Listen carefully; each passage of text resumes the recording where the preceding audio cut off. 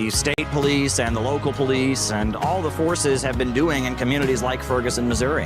And at the same time that they've done this community work, the African People's Socialist Party has also taken a firm anti-imperialist stance. They support China. They support Russia. They support Cuba. They support Iran. And when the United States started piling weapons into Kiev, they defended Russia's right to intervene. This defensive war in Ukraine that Russia is actually waging against world colonial powers, not Ukraine as a single entity, but the U.S. and all colonial powers who have an interest in colonially dominating African people right here in this country and around the world and extracting resources from the majority of peoples on the planet. That system, this current system, is in severe crisis and they cannot rule in the same old way.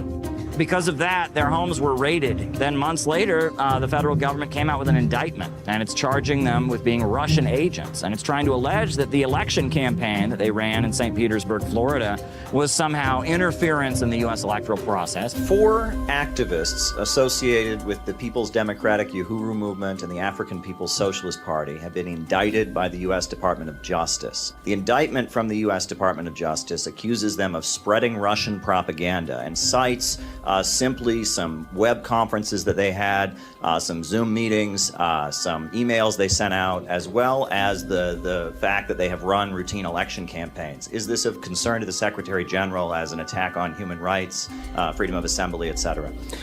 I frankly was not aware of the case before you mentioned it. Let me look into it and I will get back to you.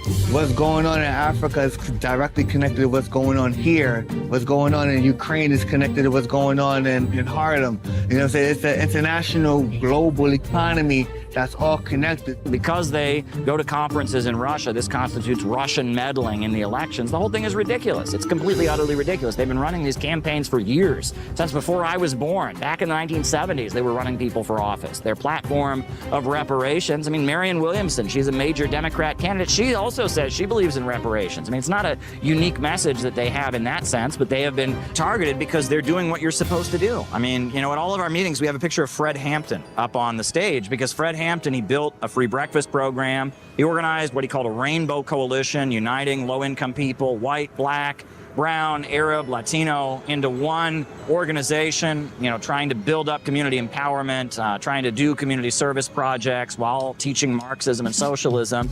You know, we look at Fred Hampton as a great example of the American revolutionary tradition. And, you know, the African People's Socialist Party and the Uhuru Movement, you know, they don't like that we wave the American flag. They don't like that we consider ourselves patriotic. They have their own kind of unique analysis. They talk about what they call the colonial mode of production. That's not traditional Marxist thinking. And we don't agree with them on a number of issues. But it doesn't matter. We support them. We all have to stand up and oppose the ideology of division and support an ideology of unity based upon our material interests, you know what I'm saying, to work together. People who can't understand that, people who can't get past, you know, this or that, like, we got to put aside our differences and say that if they come for them, they come for all of us. They go after them, they got to deal with all of us. That needs to be the attitude among anti-imperialists.